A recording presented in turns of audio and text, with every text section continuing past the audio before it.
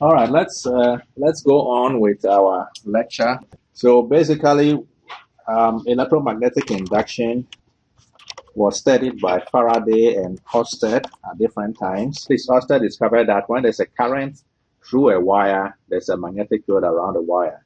Faraday later discovered that in order to create a magnetic field, you needed a changing magnetic flux to create a current in a wire. So we start off with Ørsted. Ørsted discovered that a magnetic field was created around a current carrying wire. And so the next question was, will a magnetic field also create a current? So it took a few years, but Faraday was able to show that a changing magnetic field was needed to produce a current in a wire. And so there are various experiments that show that, but Faraday's experiments showed that a current in a coil of wire was produced or was due to the changing magnetic flux through the coil. So this is basically a brief summary of what we shall be learning. So let's go into motional EMFs next. We shall explore these ideas in the next few sections. So we go to 33.2, motional EMFs. So let's consider a conductor of length L moving with speed V in a uniform magnetic field B. So we can draw, we can draw the magnetic field this way.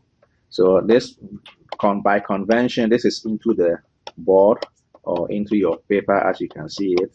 And then we put our conductor here, and we're moving with a speed V through this magnetic field B. So a charge Q is in here, and so the charge is moving with a speed V through the magnetic field. The length is given by length is given by L. Let me rewrite that. So this is L. That's the length of the conductor. So this is a positive charge, if you like. Let's take it to be a positive charge. Sorry, let me draw that.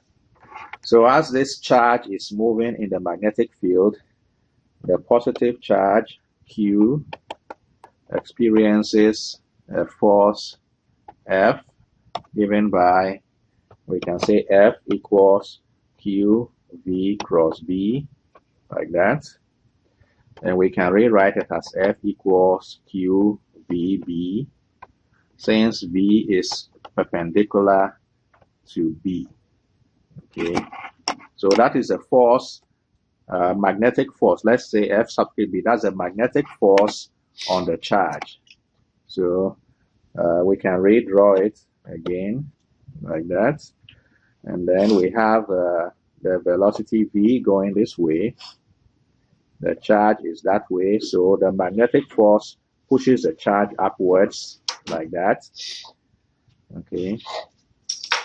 And this is magnetic field B. So the force pushes the charge upwards to the point that we're going to have a separation of charges. So positive charges are going to accumulate at the top of the conductor and negative charges at the bottom.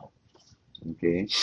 So we have positive charges going up due to the magnetic field or the magnetic force pushing the charges up. So that creates a separation of charge.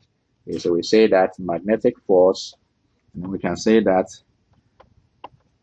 there is a separation of charge, so separation of positive and negative charges, so that an electric field is now produced. So this is going from top of conductor to the bottom.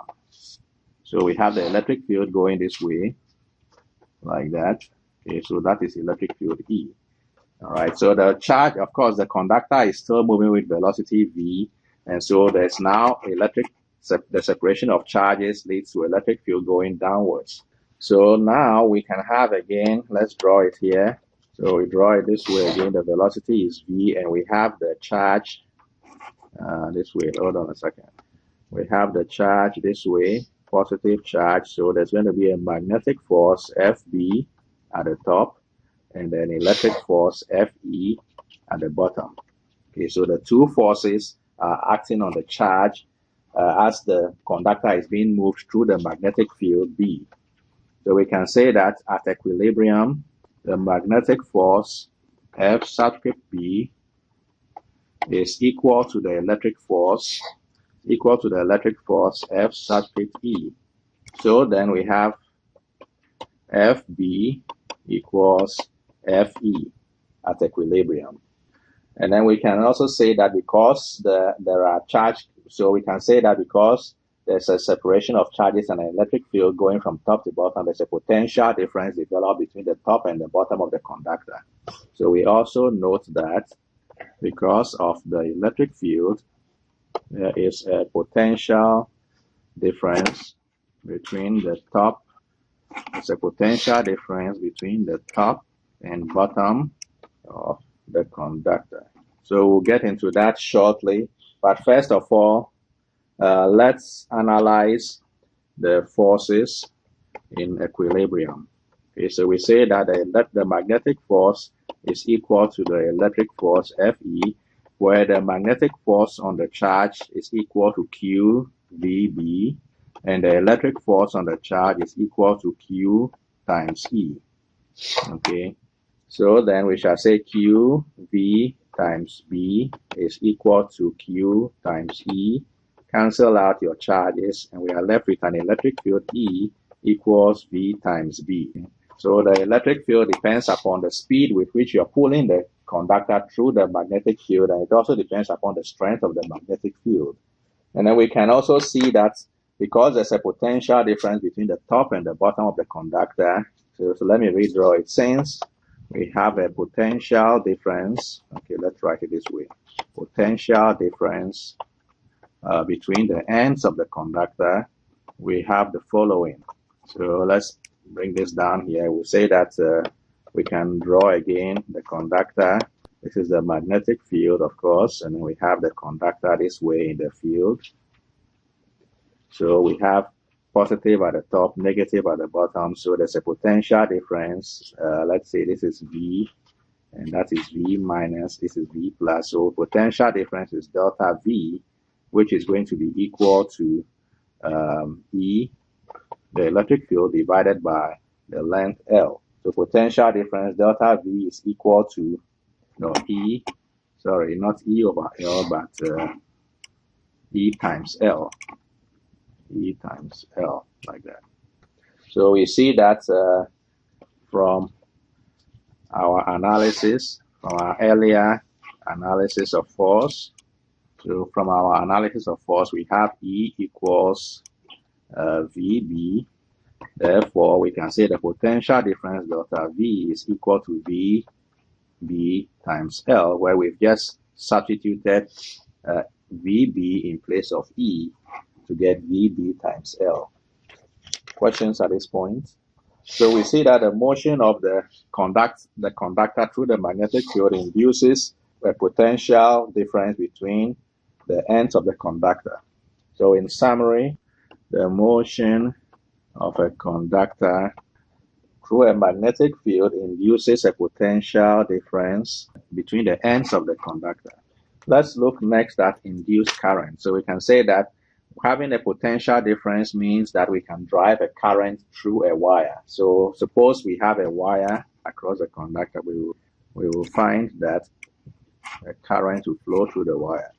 So we have our drawing again, the uniform magnetic field, and we have velocity V this way. So we have already the charges separated, and so we can say we are connecting a wire through this.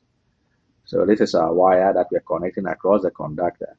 So since the potential difference is showing an E going from top to bottom, we have a current that is going to flow this way. And so the current through the wire is that way. So by connecting a wire across the ends of the conductor, a current flows through the conductor. The current I is called an induced current. So using delta V equals V BL, where delta V is equal to the induced current times the resistance. We will see that I induced times R is equal to V BL. Therefore, the induced current is just equal to V BL divided by R. So that's our induced current. And what we find interesting is that by having a current now induced in the coil, we know that whenever there's a current present, there's a magnetic field associated with that current. So this new magnetic field from the current in the coil is going to interact or is going to cause the conductor now to experience a magnetic force due to that current. Okay, so we know that. So let's say we know that a current carrying conductor in a magnetic field experiences a magnetic force given by, so it experiences a magnetic force given by F equals I times L cross B. So this is your current. So we see that there will be a magnetic force retarding the motion of the conductor, or retarding the movement of the conductor. So this means in order to keep it moving at a velocity v, we need to apply a pulling force that is equal to the magnetic force retarding the conductor. So let's redraw it. So we draw it this way, and we have here the force that is needed to pull it.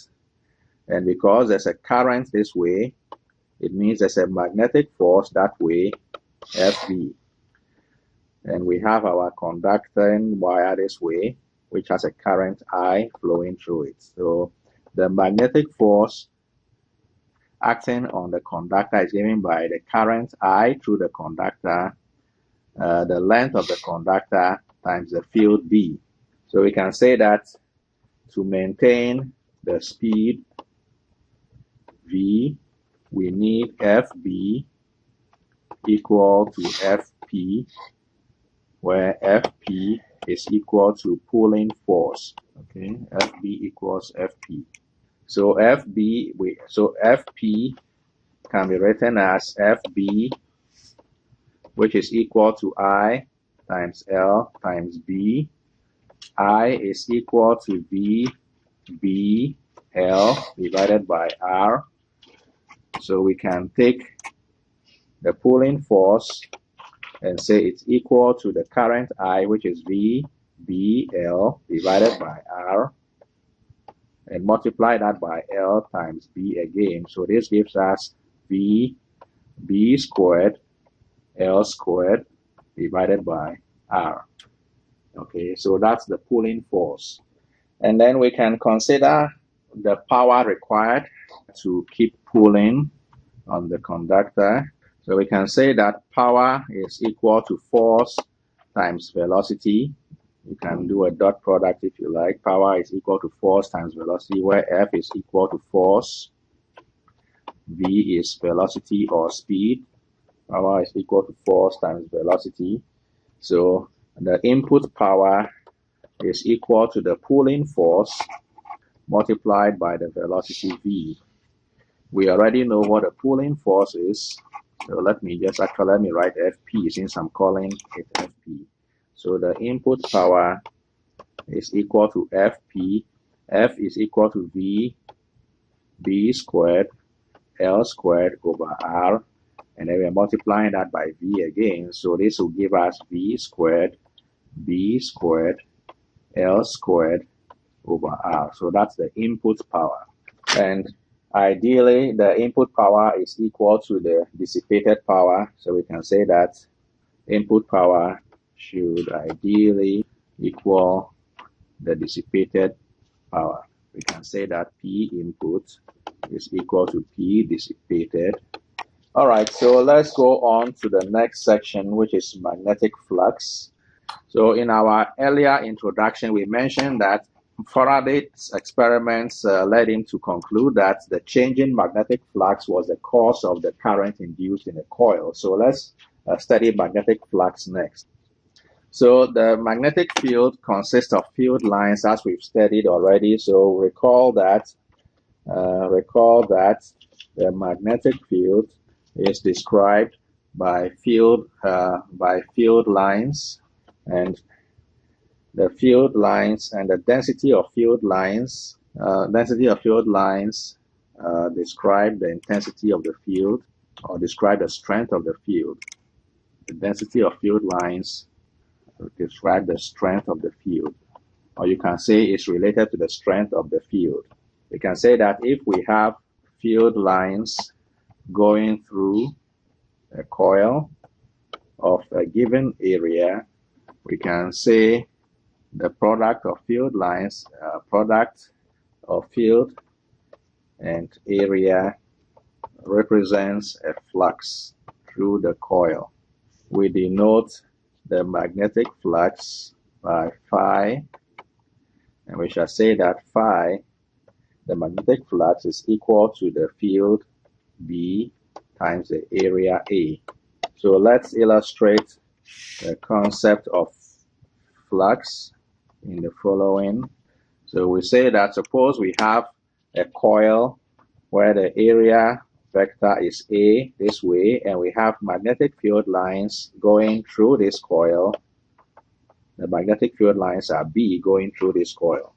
Then we can say the flux through the coil is just equal to B dot A or A dot B. It doesn't really matter, B dot A, or you can say A dot B. Okay, so the flux through the coil is the magnetic field times the area. Since the field lines are parallel to the area vector, then we can say that B dot A is just equal to B times A. All right, B times A. In another example, we can say that suppose we have field lines this way. So we have the area vector pointing that way, and this time we have our field lines B going this way. Okay, I'll just draw a few field lines. Okay, let's say this angle is theta between A and B. Then we can say the flux in this situation is equal to A, B, cosine theta, where theta is the angle between A and B. Theta is the angle between the area vector and B. And then let's draw the area coil again this way, the coil that way. This time the area vector is pointing up, and this time we have our field lines B this way. The flux is just equal to A dot B. This time we're going to have AB cosine 90, which is equal to 0. So the flux through that coil is equal to 0 since the area vector is perpendicular to the field lines B. So the flux is 0.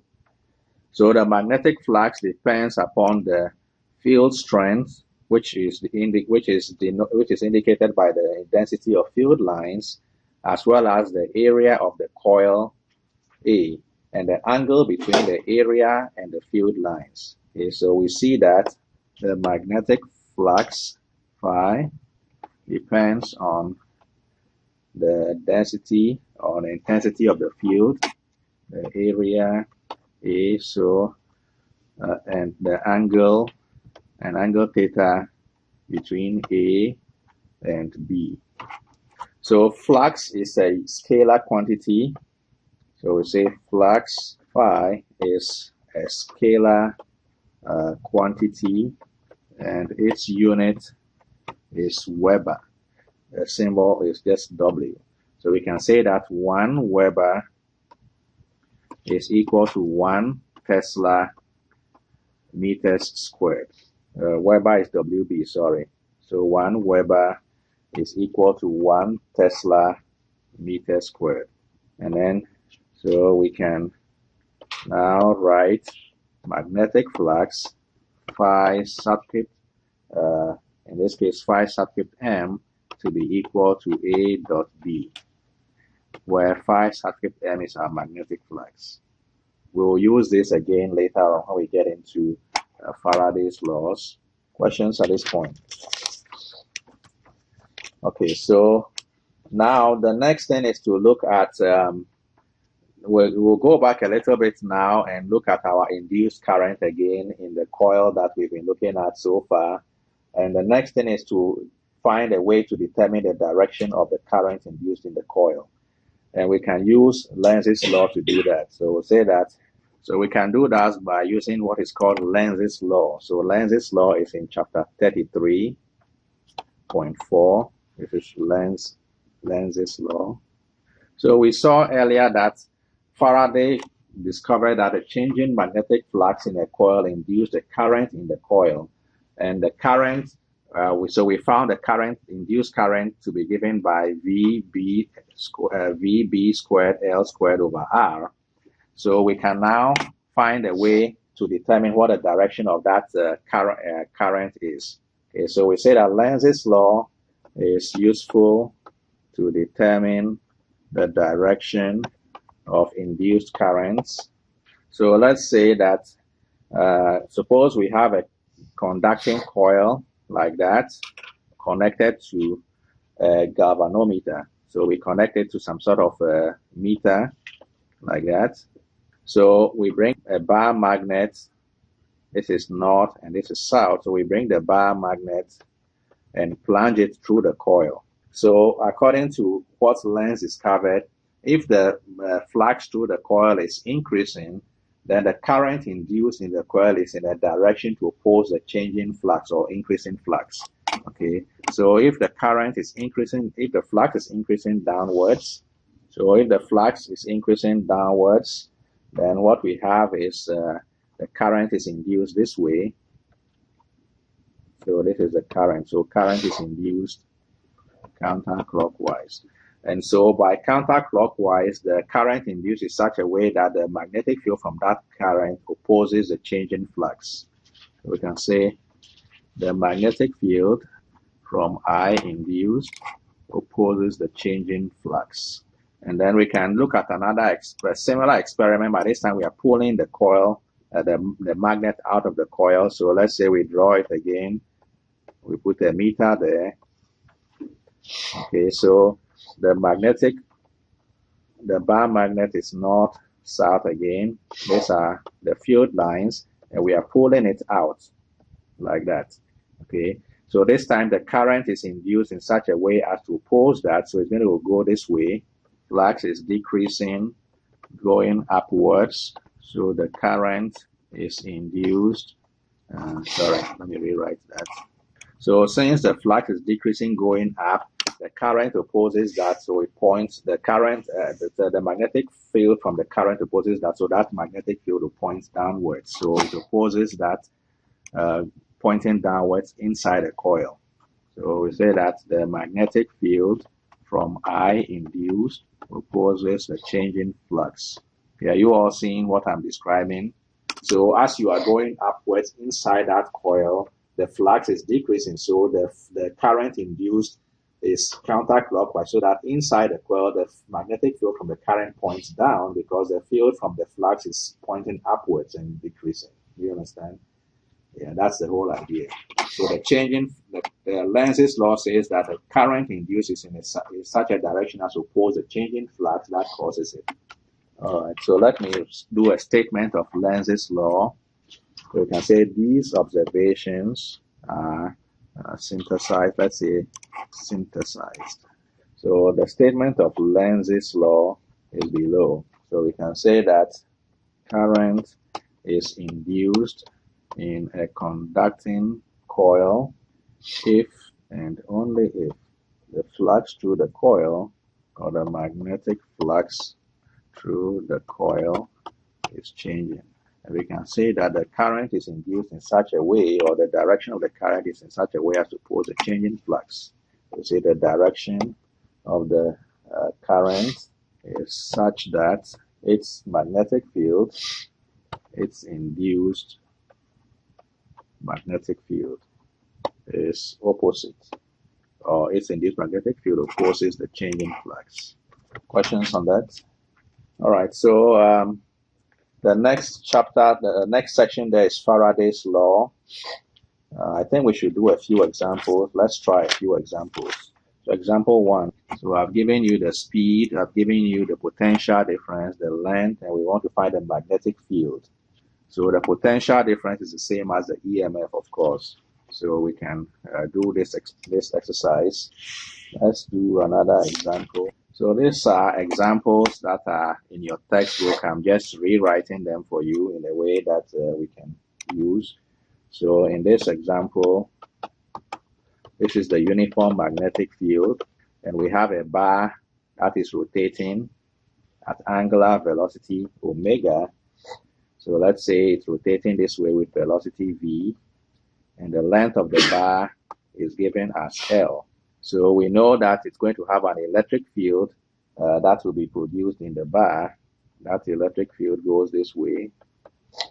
So what we need is to find potential difference delta V, which is equal to V, let's say V top minus V bottom, and that will be equal to the integral of E dot dl, going from 0 to L. So you can use that as a hint to do this exercise.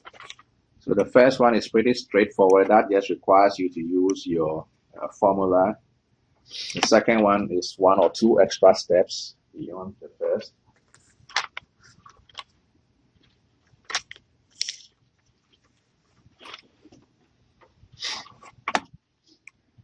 Okay, let's look at the solutions.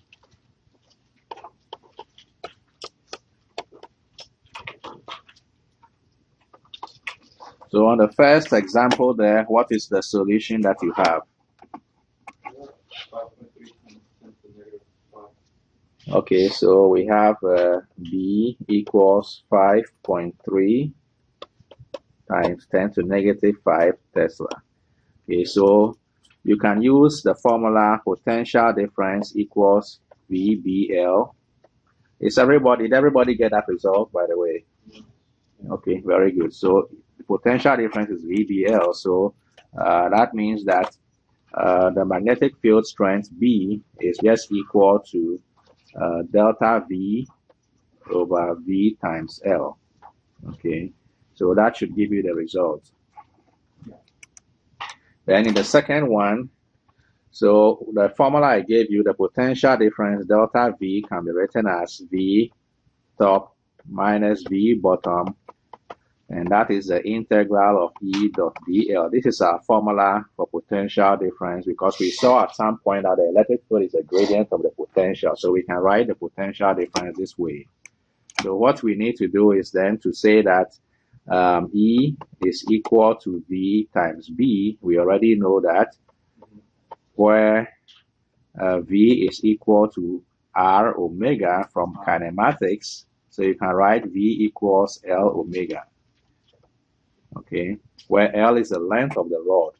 So then you will say that V top minus V bottom is equal to minus the integral from 0 to L of E. So since the electric field is pointing in the way I've drawn it, E is pointing to towards the pivot point, and the rod is rotating in a clockwise direction. So by convention, that is in the negative. So by convention, the direction is negative for the angular velocity. The direction of angular velocity is negative.